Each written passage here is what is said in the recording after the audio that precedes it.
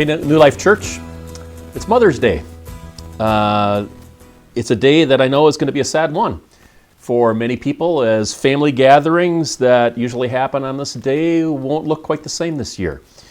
With many mothers in senior care facilities and unable to have visitors, both moms and their children are going to be separated on a day when mothers are normally honored and blessed by the ones who love them the most. So anyways, ladies, happy Mother's Day to you. In the email reflections that I sent this past Tuesday, I talked about resiliency and how some people are navigating this time of crisis better than other people. When everything suddenly changed in mid-March, resilient people found themselves well prepared for these last 6-7 weeks. Relationally, they were well connected and things changed a little bit, but it wasn't really all that bad because they had good family structure to them. Financially, or perhaps career-wise, they were situated well for the reality that good times don't last forever. And then spiritually, resilient people had a depth to them where they were anchored deeply in truth and in faith, and that has served them well over this last month and a half. But while resiliency is a great attribute, I'd like to make clear that we were never really originally created to endure the sometimes devastating effects of evil times. I hope I haven't insinuated that everyone ought to be able to victoriously overcome all that we can be faced with without any speed bumps along the way. I'm currently reading through the Old Testament book of Job right now, and he was more prepared. Job was more spiritually than virtually anyone alive. But when all was stripped away from him, he struggled until God revealed who God was. Jesus himself was overcome with emotion at times at the tomb of Lazarus, or when he could look over the city of Jerusalem and know that its destruction was on the horizon. So if you find yourself struggling quite a bit during this stretch, you're in pretty good company. Today, what I'd like us to do is I'd like to look at a familiar chapter from the Bible that often gets referred to on Mother's Day. Proverbs chapter 31, where we read about the wife or the woman of noble character. And I'd like to consider how women who would look at this chapter as a guide for living, women who would follow this chapter as a guide for living, would find themselves in a solid and in a stable place when hard times, when evil times come. Ladies, my hope is that you'll see areas where you say, this is already true for me. And perhaps areas where you will think, I need to double up my efforts in this particular area. Guys, I hope that you'll be able to affirm areas of strength that you might see in your wife and not pounce on places where progress might be needed by them. And then for all of us with mothers who are still alive, I'd encourage you to consider how you might be able to honor her, maybe even yet today, rising up and calling your mother blessed, sharing with her how she reflects the woman of noble character. There are 4 verses in particular that jumped out at me in the latter part of this chapter. I've highlighted those in yellow, but I want to read the entire section of Proverbs chapter 31, starting at verse 10 and then reading all the way to verse 31. A wife of noble character, who can find? She is worth far more than rubies. Her husband has full confidence in her and lacks nothing of value. She brings him good, not harm, all the days of her life. She selects wool and flax and works with eager hands. She is like the merchant ships, bringing her food from afar. She gets up while it is still dark. She provides food for her family and portions for her servant girls. She considers a field and buys it. Out of her earnings, she plants a vineyard. She sets about her work vigorously. Her arms are strong for her tasks. She sees that her trading is profitable, and her lamp does not go out at night. In her hand, she holds the distaff and grasps the spindle with her fingers. She opens her arms to the poor and extends her hands to the needy. When it snows, she has no fear for her household, for all of them are clothed in scarlet. She makes coverings for her bed. She is clothed in fine linen and purple. Her husband is respected at the city gate, where he takes his seat among the elders of the land. She makes linen garments and sells them, and supplies the merchants with sashes. She is clothed with strength and dignity. She can laugh at the days to come. She speaks with wisdom, and faithful instruction is on her tongue. She watches over the affairs of her household and does not eat the bread of idleness. Her children arise and call her blessed, her husband also, and he praises her. Many women do noble things, but you surpass them all. Charm is deceptive and beauty is fleeting, but a woman who fears the Lord is to be praised. Give her the reward she has earned, and let her works bring her praise at the city gate. So the first verse I want to focus on is verse 12, where it says, she brings her husband good, not harm, all the days of her life. I think most people reading this naturally think that phrase, all the days of her life, speaks about the length of their marriage from beginning to the end until one of them dies. And that's a good perspective. I think that's an accurate reading of this verse. But let me add an extra angle to this that maybe we might not think of, and that is this. You see, that phrase, all the days of her life, included good days. And it included bad days.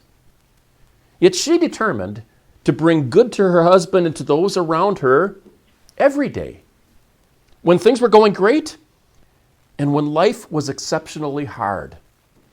The Proverbs 31 woman is at her best even when life is at its worst. I struggle to find a good example of this in the Bible, but it didn't take long for me to think of a real-life example of this because I'm married to one. My wife, Nancy, is a constant source of goodness in our marriage and in our family. Throughout our years together, I have made boatloads of dumb decisions. I've gotten deeply discouraged at times, and I haven't always handled stress very well. I've spoken with impatience and unkindness, and sometimes anger toward the children or toward Nancy. Sometimes I haven't fulfilled my responsibilities very well to bless her and to treat her gently.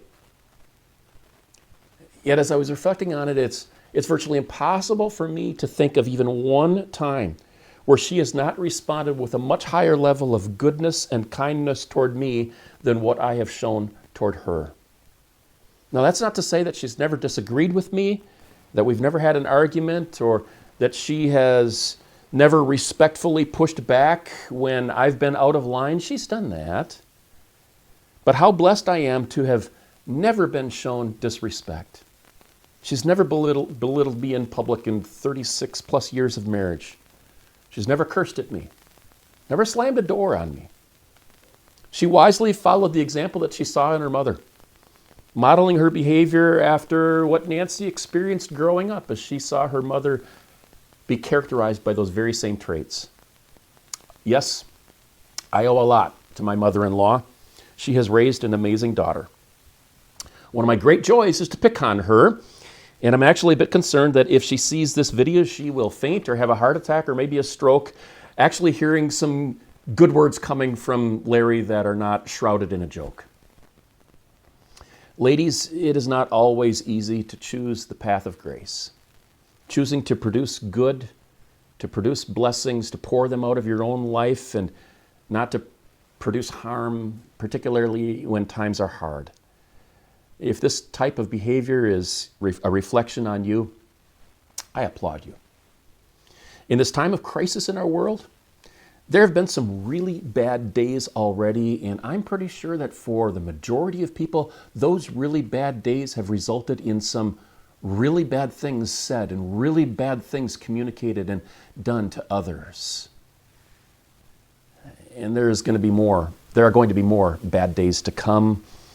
Let me challenge all of us, women and men alike, let's choose to do good, not harm, even in this deep valley that we find ourselves in. The second verse that stuck out to me was verse 17, where it says this: she sets about her work vigorously. Her arms are strong for her tasks. The word translated vigorously here contains the idea of being energetic and industrious. And I think I've shared before the concept of industry, the idea behind industry is to take a raw product and turn it into something far more valuable, something far greater, and then to take that and then be able to sell that or bless somebody else with something that's of greater value than when you received it. That's the picture of what this woman is doing in this verse. She works diligently to improve something. She works diligently to meet a need. She works diligently to fulfill a responsibility and to provide as much as she can for her family. Reflect with me for a little bit on the story of Naomi and Ruth from the Old Testament. Naomi and her husband were Israelites who had been blessed with 2 sons when a famine struck in the nation of Israel, and so they moved to the country of Moab, which was a neighboring country. That is where Naomi's sons found wives, and one of them was Ruth. So Naomi was the mother-in-law of Ruth. Further tragedy struck, though. It wasn't just a famine that made life go really difficult for them, but while they were in Moab, Naomi's husband and both of her 2 sons died. And eventually, Naomi decides to go back to Israel, and Ruth says, I'm going along with you. 2 widows, one of whom is a foreigner, land back in the promised land with very little hope. But here's what we read about Ruth in chapter 2, verse 2. It says this, And Ruth the Moabitess said to Naomi, Let me go to the fields and pick up the leftover grain behind anyone in whose eyes I find favor. That wouldn't have been easy work, because the easy work would have been done by the harvesters. But that's not right either, because harvesting would have been very difficult work as well. Barley has some similarities to wheat, I found out this week, as you can see in this first photo that I found online. But I really want you to see that it's the second photo that gives us a good sense of what Ruth's work might have looked like as she was going out doing what is called gleaning in the fields after the harvesters have gone through. It's almost certain that the harvesters would have come through and they would have grabbed a stalk or several stalks of barley with one hand, and maybe with some type of a knife or something else, they would have cut those stalks off and then taken that handful and placed them with others, eventually forming a bundle that they would take with them, that they would thresh, and then that would be part of the harvest. The lower parts of the stalks, and I don't know how tall barley would have been in the day, but I can imagine there would have been several inches, maybe a foot, maybe more than that, of the lower part of the stalks. That would have been, they would have been trampled, and periodically an overlooked head of grain, or one that had fallen, or a remnant of a head of grain, or perhaps even some loose grain seeds, barley seeds, would be found on the ground. That's what Ruth was collecting. We learn from verse 7 of the chapter, it says this, She went into the field and has worked steadily from morning till now, except for a short rest in the shelter. And we're later told that she worked well into the evening, and then when she was done in the field, then she took the barley heads that she had and she threshed them, and she is left with half a bushel basket of barley. Okay, so full day's work. Imagine just a small little half bushel basket of grain left over from her efforts all day long. Ruth is a Proverbs 31 woman, setting about her work vigorously with strong arms for the task, blessing and honoring, in this case, her deceased husband by doing essentially slave labor so that she could take care of her late husband's mother. I'm sure Ruth went home that evening exhausted, intending to get up the next morning and to go back up out in the fields and to do the very same thing, because the harvest season would not last all that long.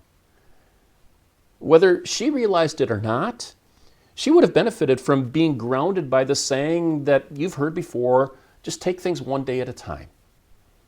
During this crisis, in several conversations that I've had with people, I've communicated that same thing to them. And it's not a phrase that I've used very frequently in my life to encourage others with, but it's true. Wise and noble Proverbs 31 women know that today we have to do our tasks for today and only need the strength for the tasks of today. I don't need the strength today for what I have to do tomorrow, and you don't either. Tomorrow, we'll need the strength for the tasks of tomorrow, but not yet for the day after that. Now, here's an observation that I have. I think there's a lot of inherent strength that people have that they aren't aware of, because they haven't pushed themselves to their limits, nor discovered the depth of reserves that they might have if they lived more intentionally. Now, part of that is because things have gone well for most of us as Americans, especially in recent years. And when that happens, we don't often need to explore the limits of our abilities. So the other day, Nancy and I went out back to cut some kindling for our fireplace for next year. We worked, but it wasn't like at a feverish pace that we were at because, frankly, we don't have to. My day had been somewhat full. I'd headed down to Malacca on Saturday and played a round of golf with our son, Andrew. And I already had some soreness that was starting to set in from various muscle groups that hadn't been used since 2 years ago, which was the last time that I swung a golf club. And based on how poorly I played, I got a feeling it might be wise for me to just avoid playing golf for 2 more years as well. But I digress. After just 3 loads of kindling, we just stopped.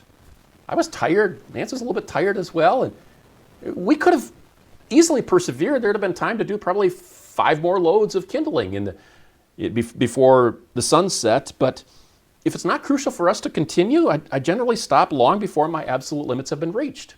And my guess is that that's probably true for you as well. The Proverbs 31 woman lives far closer to her potential than many of us. If we followed her example, we would be sailing better through this stretch of rough waters because we would know we have deeper reserves than what we've generally used. If life seems a bit overwhelming for you during this time, and I know it is for some of you, I talk to teachers and know this is a tough stretch. Senior care facilities workers are in a tough stretch as well, and other jobs are made more difficult over this past month and a half. If things seem a bit overwhelming, then pray for and remind yourself each day that God will give you the strength for the tasks that you face on that particular day. He will take care of you. The third verse that I meditated on was actually the one that was the most convicting for me. It's verse 20 where it says this, "She opens her arms to the poor and extends her hands to the needy." Opening her arms is a Hebrew word that kind of, I think, looks like just this wide open, "Hey, welcome!" a hugging type gesture.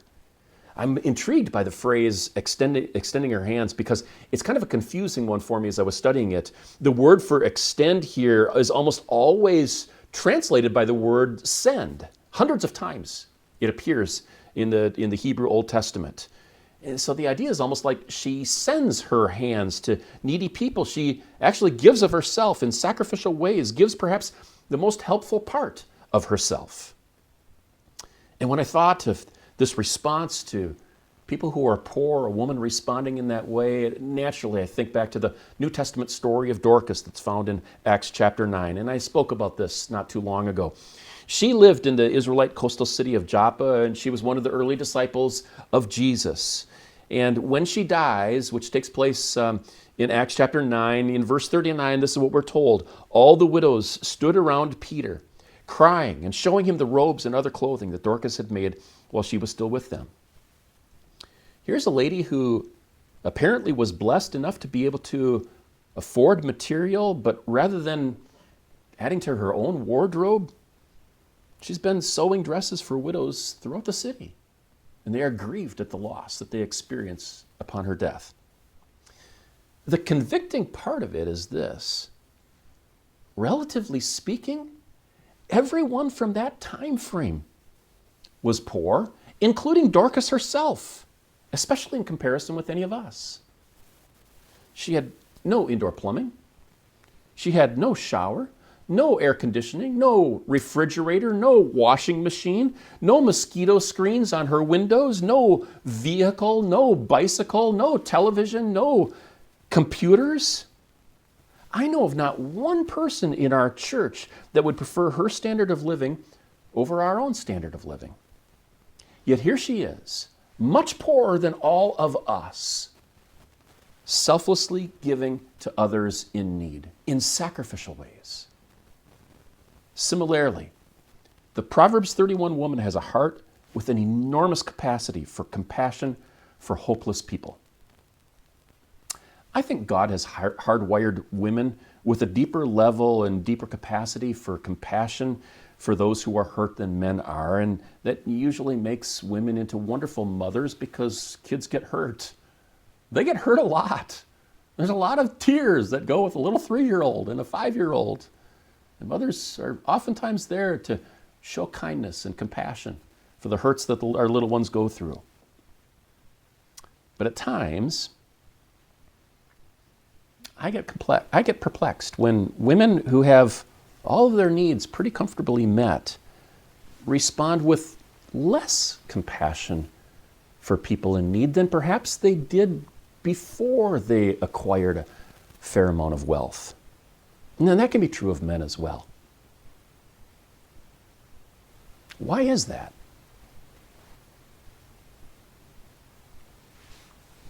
I think that a subtle effect of hard-earned wealth is that our hearts can become calloused toward others who are in need.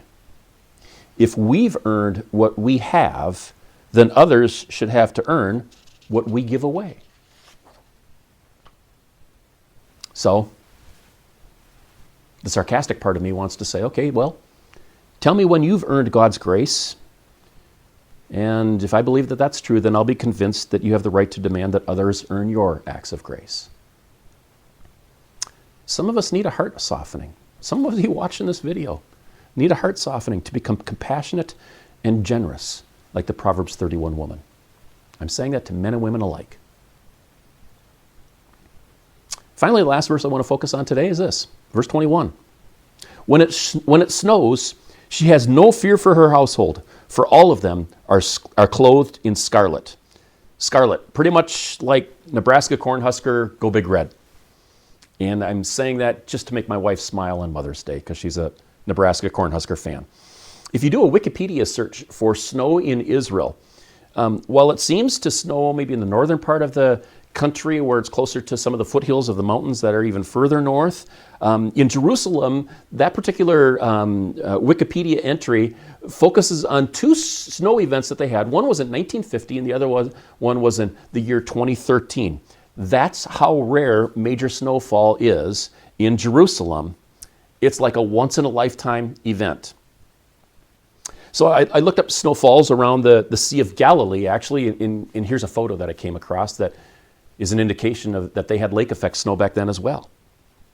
Seriously, I heard this years ago, found it again on the internet, scratched my head when I looked at it. There are actually people who believe that the story of Jesus walking on water was in reality Jesus walking on an ice floe during like a freak winter weather stretch that took place just coincidentally when he needed to be walking on water. I'm not lying. In a country with two notable snowfalls in the past 70 years, that's the length that some non-Christian people will go to try to explain away a miracle that's recorded in Scripture. Now back to our Proverbs 31 woman. It's as if this lady has thought through the question, well, what's the worst thing that could happen to us? And she comes to the conclusion, a lot of snow. And then she prepares for it. She proactively takes responsibility so that those that she loves aren't caught off guard and end up paying the consequences for an oversight on her part. The Proverbs 31 woman is prepared for the unprecedented. And I can just imagine when it would have snowed in other households, angry men are blaming their wives. How come you don't have any warm clothes for us? Don't you remember what it was like when it snowed 60 years ago? This woman's husband is blessed as he thinks, she even thought of that. What a great woman. The wisdom she displays would be similar to those people who have an emergency fund when unexpected challenges come into their lives. Now, there's a negative example of this principle from the Bible that I see actually in Job's wife. In addition to being married to an incredibly godly man, Job's wife was also blessed by wealth beyond belief.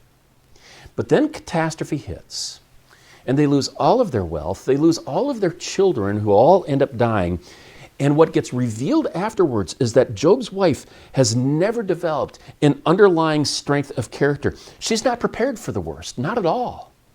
And so she turns on God and actually turns it against her husband and angrily tells him, curse God and die. And she's never heard from again. What a contrast with the Proverbs 31 woman. I'm thinking that the approach of the Proverbs 31 woman would have been helpful for us in this pandemic if we had followed her example well. As so many in America, we're not prepared for an emergency like this.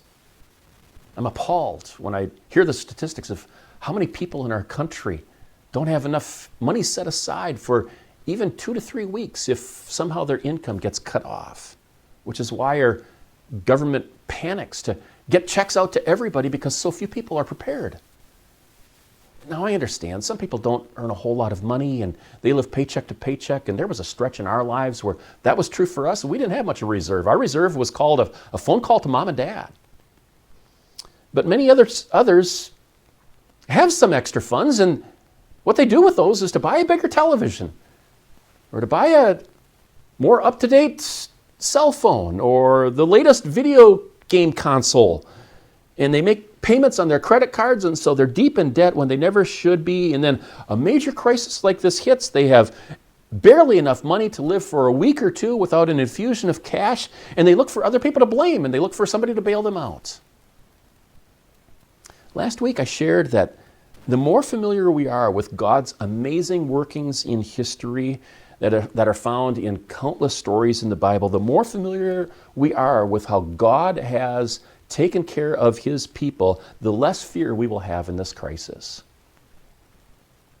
But I would propose to you as well this additional thought, and that is, the more that wise people follow this woman's example of being prepared for anything that happens, the more confidence that we will have during this crisis and during any crisis that might be down in the future. Wrap it up. The woman of noble character. She chooses to bless others even in the worst of times. Could you find a way to do that to someone this week? This is a bad time. My guess is somebody near you hasn't been blessed for a while. Figure out a way to be that blessing to them. The woman of noble character is characterized by hard work, fulfilling well the responsibilities that have been given to her. Hey, New Life people, you've got this. God is going to give you the strength to take care of the tasks that you need to take care of every day. He's going to give you the strength to persevere. The woman of noble character shares generously with people in need, having cultivated a soft heart of compassion that wealthy people often lose. The woman of noble character is prepared for the worst crises. So instead of becoming catastrophic earthquakes in their lives, they get past them and look back and feel like they've only been minor tremors.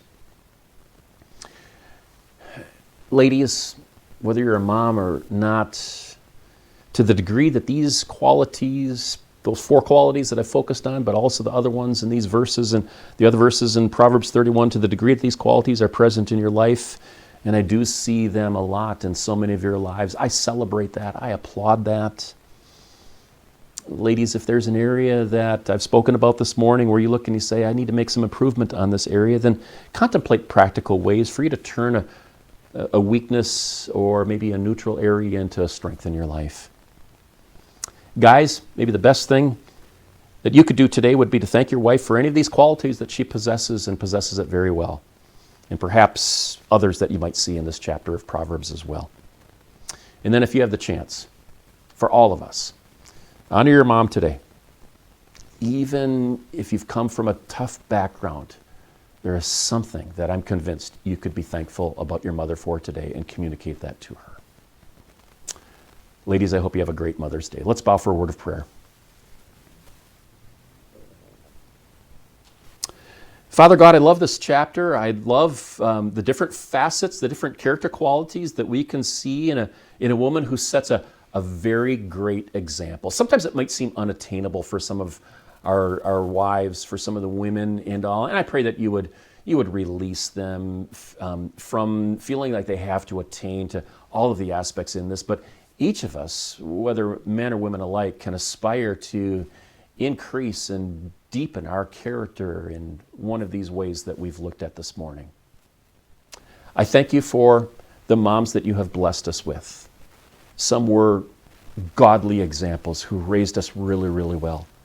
And others maybe weren't so much like that, but we can learn from examples in their lives as well. And you have taken so many people from tough backgrounds, God, and by your grace, you have led them into a relationship with Jesus Christ anyways. And so I celebrate that.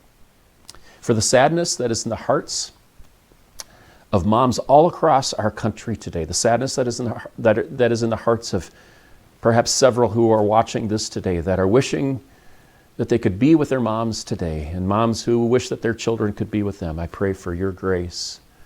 I pray for your compassionate love for them to be sensed in deep ways. And I pray that the day might come, God, perhaps, hopefully sooner rather than later, when we'll be able to be together with our loved ones, to be together with our mothers, for those who are still alive, and to honor them in ways that would be of blessing and honor to you. In Jesus Christ's name, I pray these things. Amen. So just a reminder for you, I hope you'll join us next week as we try Sunday with drive-in worship. Sunday morning, May 17th, we'll be at the Shopko parking lot, 10:15 in the morning. Get there a little bit early so you can get a parking spot. There's going to be music. There's going to be a message. We're actually going to celebrate communion together. I'm looking forward to seeing you there. I've talked with several of you who are saying you're looking forward to being there. Have a great week.